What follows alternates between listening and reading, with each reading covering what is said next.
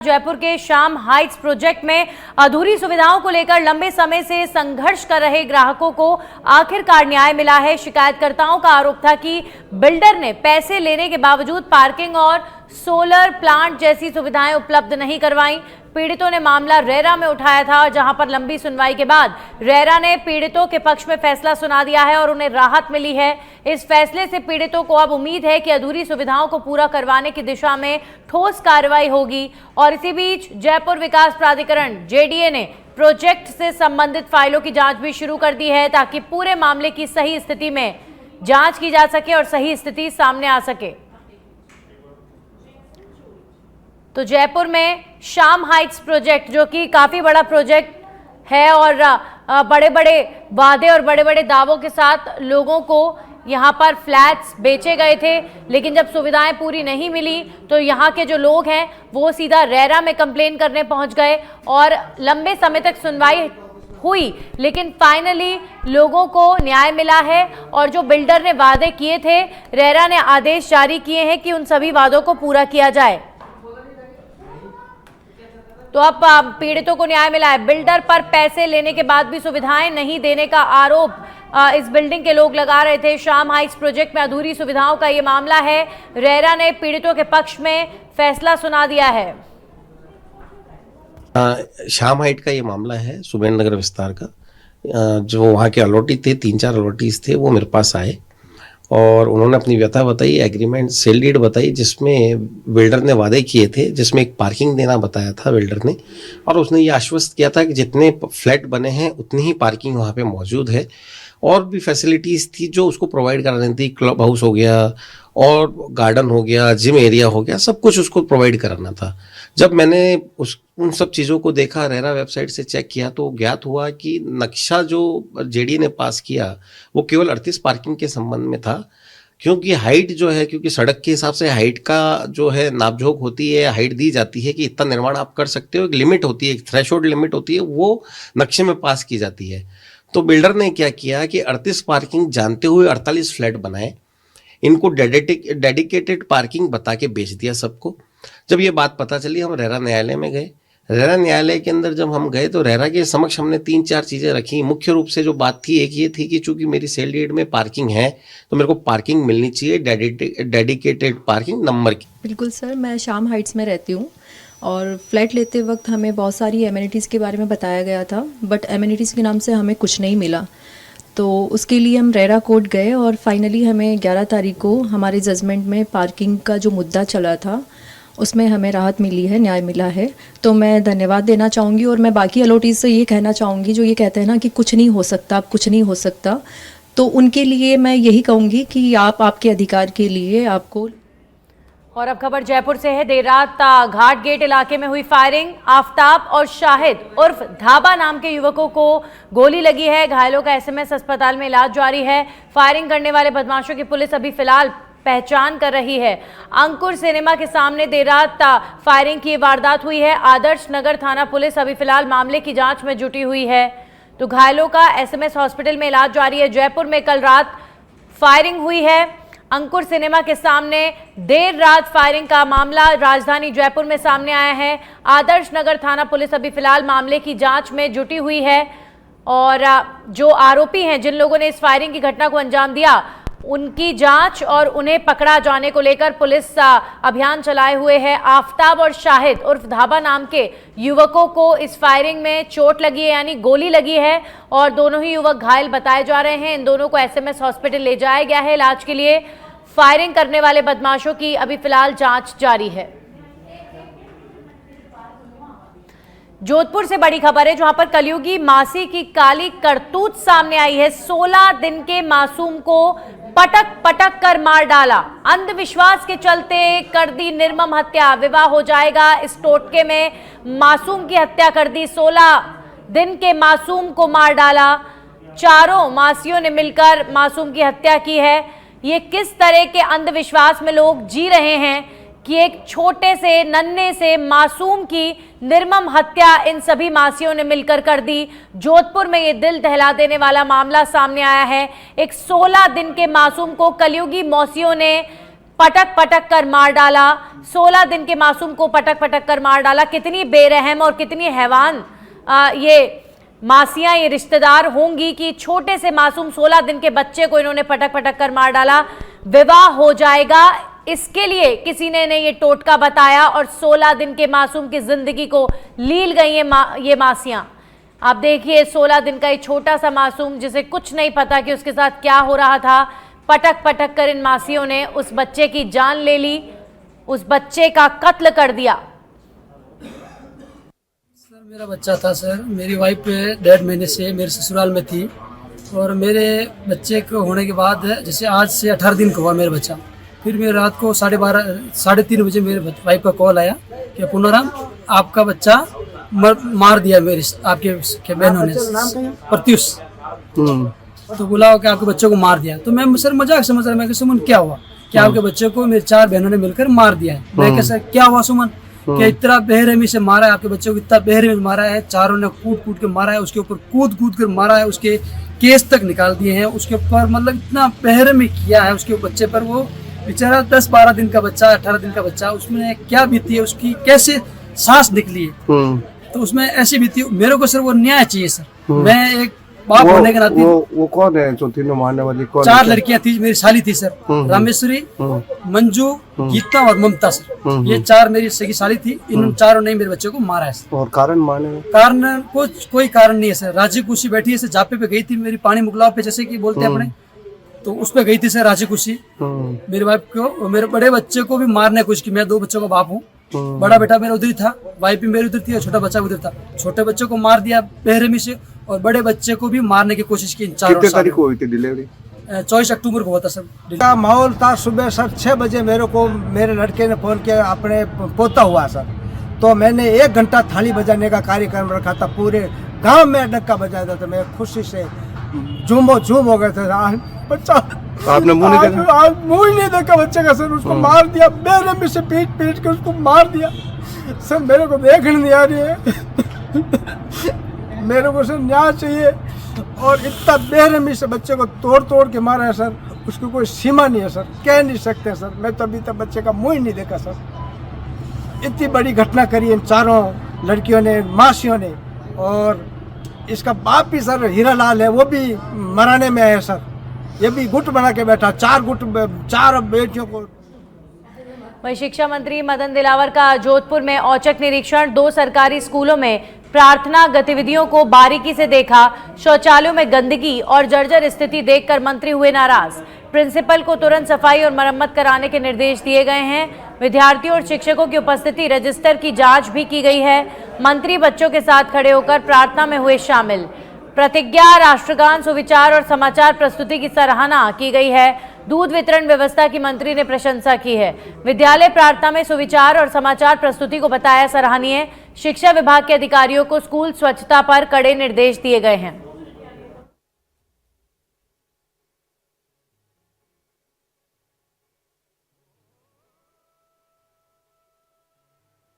विद्यालय की जो प्रार्थना सभा के में गया हूँ, प्रार्थना व्यवस्थित रूप से हो रही थी और बाद में राष्ट्रगान हुआ है। यानी ये देखने पर लगता है कि विद्यालय व्यवस्थित रूप से चलता है। सर आपने हाजिरी रजिस्टर भी जांचे हैं और कहीं न कहीं जो सरकार की योजना है उनको किस तरह से यूज किया जा रहा है वो भी दिखा है। अभी तो मैंने उपस्थिति रजिस्टर को देखा, क्योंकि अभी जो एसआर चल रहा है उसमें कुछ हमारे अध्यापकों को बीएलओ, असिस्टेंट बीएलओ के रूप में लगाया हुआ है। वहीं सुल्ताना थाना क्षेत्र के किठाना गांव में बुधवार को एक अधेड़ व्यक्ति का पेड़ से फंदा लगाकर आत्महत्या करने का मामला सामने आया है, जिससे गांव में सनसनी फैल गई। जानकारी के अनुसार किठाना निवासी बंसीधर कुमावत ने अपने घर के पास स्थित शीशम के पेड़ से फांसी लगाकर जीवन समाप्त कर लिया। जब उनका बेटा जॉनी घर पहुंचा तो उसने पिता को पेड़ से लटका हुआ देखा, जिसके बाद वो घबरा गया और तुरंत सुल्ताना पुलिस को सूचना दी गई। सूचना मिलते ही हेड कांस्टेबल कृष्ण कुमार अपने जाब्ते के साथ मौके पर पहुंचे और शव को नीचे उतरवाकर चिड़ावा अस्पताल की मोर्चरी में भिजवाया गया है। अस्पताल में जॉनी की रिपोर्ट के आधार पर पुलिस ने मर्ग दर्ज कर पोस्टमार्टम करवाने के बाद शव परिजनों को सौंप दिया है। फिलहाल पुलिस आत्महत्या के कारणों की जांच में जुटी हुई है। वहीं कोटा के सांगोद से खबर है जहां पर मेगा हाईवे पर ओवरलोड वाहन मौत का कारण बन गया। प्रशासन और पुलिस निष्क्रिय नजर आ रही है।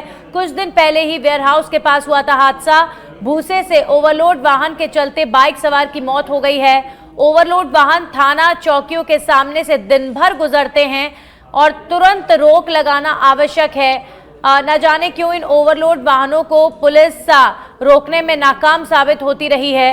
आप देखिए मेगा हाईवे पर ओवरलोड वाहन मौत का कारण बनते हुए नजर आ रहे हैं। ये तस्वीर आप कोटा के सांगोद से देख रहे हैं जहां पर बढ़ते हादसों के बीच पुलिस भी निष्क्रिय साबित हो रही है। कुछ दिन पहले ही वेयरहाउस के पास एक हादसा हुआ था और लगातार हादसे सामने आ रहे हैं। ये ओवरलोड वाहन जो ओवर स्पीड में भी चलते हैं, आउट ऑफ कंट्रोल हो जाते हैं और कई लोगों को कई बार कुचल देते हैं। मेगा हाईवे पर ओवरलोड वाहनों का आतंक लगातार बढ़ता जा रहा है।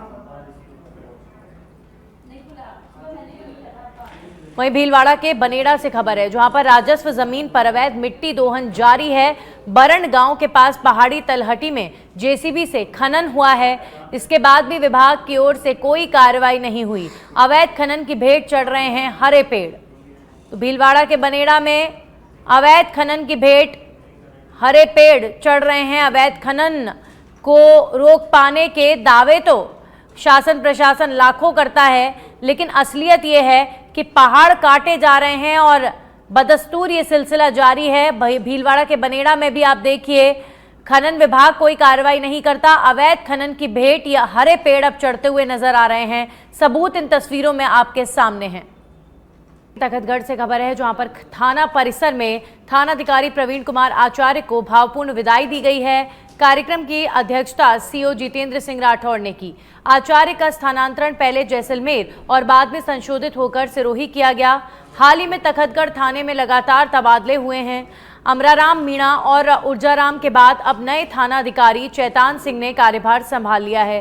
प्रवीण कुमार आचार्य ने अपने 9 महीने 28 दिन के कार्यकाल में कई चोरी की वारदातों का सफल खुलासा किया। सीओ राठौड़ और नगर के जनप्रतिनिधियों ने उनकी सक्रिय और प्रभावी कार्यशैली की प्रशंसा भी की है।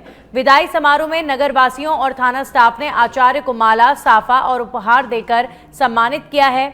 आचार्य ने नगर वासियों के स्नेह और स्टाफ के सहयोग के लिए आभार व्यक्त किया।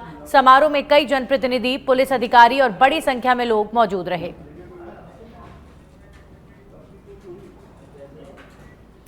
वहीं झुंझुनू से बड़ी खबर है जहां पर एसआईआर अभियान को लगा झटका। टारगेट पर बीएलओ और प्रशासन की आपस में तनातनी। झुंझुनू विधानसभा के बीएलओ का कलेक्ट्रेट पर प्रदर्शन भी देखने को मिला।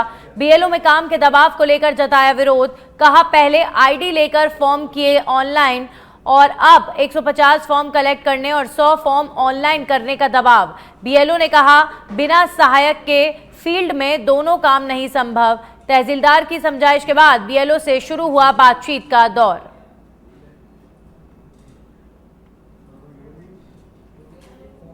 कल आदेश आया है कि आप लोगों को 150 फॉर्म कलेक्ट करने हैं और 100 फॉर्म हैं उनको ऑनलाइन करना है। ये चीज़ें आई हैं सर, हम लोग फील्ड में कर रहे हैं काम। अभी तक सभी लोगों के फार्म भी नहीं बटे हैं। हमारे जो फार्म बांटने का जो तरीका था, हम घर घर जाके बांट रहे थे। इन लोगों ने हमसे ओटीपी लेके खुद ही सभी फॉर्मों को ऑनलाइन कर दिया है। पहले फार्म नहीं बटे हैं, उसके बाद कलेक्ट करने की बात है तो दिन भर में 50, 60, 70 फार्म होते हैं अधिकतर, उससे ज्यादा होते ही नहीं है। और इन लोगों ने 120 का टारगेट दे दिया, वो नहीं हो रहा है सर। और उसके बाद में करें कि उनको ऑनलाइन भी करो। अगर ऑनलाइन साथ में करें तो 20, 30, 40 से अधिक फार्म कलेक्ट नहीं होते हैं। और नहीं होते हैं तो उसके बाद सर 5 बजे 6 बजे बाद ऑर्डर करते हैं कि झुंझुनू आओ या बगड़ आओ, और वहाँ बैठा के हमें 10, 11 बजे तक। वहीं झुंझुनू के नवलगढ़ से बड़ी खबर है जहां पर पुलिस की मुस्तैदी से टली 2 एटीएम लूट की वारदातें। कार सवार बदमाशों ने किया 2 एटीएम को लूटने का प्रयास। बस डिपो के सामने कटर से एटीएम को काटने का किया प्रयास। पोदार कॉलेज के सामने कैमरे पर किया था स्प्रे। सूचना मिलते ही तुरंत मौके पर पहुंची पुलिस। बदमाश पुलिस की गाड़ी को टक्कर मारकर मौके से फरार हो गए हैं। पुलिस ने मौके से गैस कटर और अन्य सामान भी जब्त कर लिया है। बदमाशों की गाड़ी से टक्कर लगने से पुलिस की गाड़ी भी क्षतिग्रस्त हो गई है। पुलिस सीसीटीवी फुटेज के आधार पर बदमाशों की तलाश में जुटी हुई है। रात को लगभग 3:30 बजे के पुलिस वाली गाड़ी थी, मैं सोया हुआ था तो आवाज़ आई नीचे, तो मैं नीचे आया तो पुलिस वालों ने बताया कि भाई एक डिजायर गाड़ी थी जो काले शीशे की थी और वो पुलिस वाले गाड़ी को भी टक्कर मार के एक साइड का बोनट तोड़ के चली गई, तो उनकी गाड़ी चल नहीं सकी। ये सीन था। ये इसके बाद में पुलिस वाले थे वो या सिलेंडर और गैस सिलेंडर कटर वो पड़ा था, तो गैस सिलेंडर और कटर जो पड़ा था उसको पुलिस वालों ने दूसरी नवलगढ़ से दूसरी जो गाड़ी मंगवा के उसमें लेके चले गए थे। सुबह एटीएम वारदात का एक अटैक हुआ था, लेकिन पुलिस की बहुत ही सूझबूझ और जागरूकता के कारण और पुलिस ने पीछा करके उसकी टक्कर भी मारी और नाकाबंदी उन्होंने सब जगह कराई, लेकिन कोई घटना और वो कोई अपराधी सारा सामान छोड़ करके यहीं चले गए। अपराधियों ने जो भी कटर वटर थे सब वही मौके पर छोड़ गए और उसके बाद जिले भर में नाकाबंदी कराई और हम जल्दी वारदात को पूरा देश में खुशहाली की कामना को लेकर ब्रह्मा नगरी पुष्कर से धार्मिक नगरी रामदेवरा तक करीब 350 किलोमीटर का लंबा सफर पदयात्रा कर भक्तों ने पूर्ण करके रामदेवरा पहुंचकर बाबा रामदेव की समाधि के दर्शन कर देश में खुशहाली की कामना को लेकर विशेष रूप से पूजा अर्चना की। ब्रह्म नगरी पुष्कर से जीवन राम पाली और उनकी धर्मपत्नी समेत अन्य भक्तों द्वारा पदयात्रा का आयोजन किया गया था। 350 किलोमीटर का लंबा सफर 7 दिनों में सफलतापूर्वक पूर्ण करके सभी भक्त रामदेवरा पहुंचे। बाबा की समाधि पर मखमली चादर, काजू बादाम, अखरोट, मिश्री, पतासा का प्रसाद चढ़ाकर विशेष रूप से पूजा अर्चना की गई। इस उपलक्ष्य में शाम के समय स्थानीय रुणीचा कुआं पर भव्य रात्रि जागरण कार्यक्रम का भी आयोजन किया जाएगा, जिसमें सभी ग्रामीण जन और भक्तगण शिरकत करेंगे।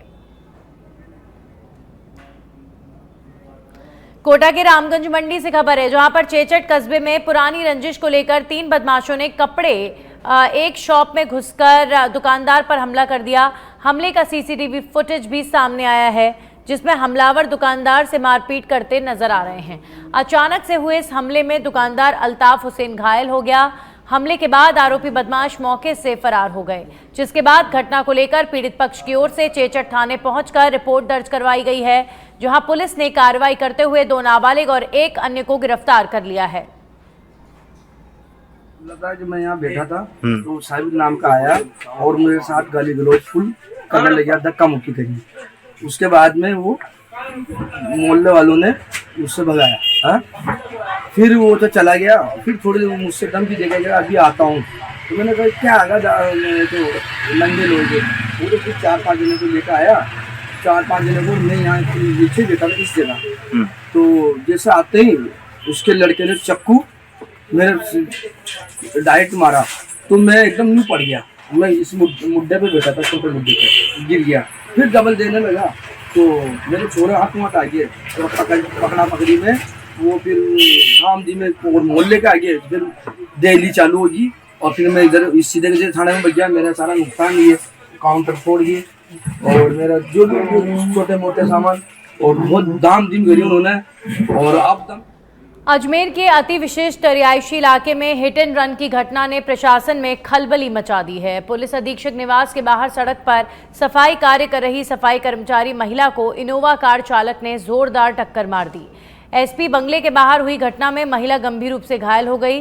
सूचना मिलते ही मौके पर पहुंची सिविल लाइंस थाना पुलिस ने महिला को उपचार के लिए अस्पताल पहुंचाया। इसी दौरान टक्कर मारकर भागने का प्रयास कर रहे वाहन चालक को लोगों ने पकड़ लिया।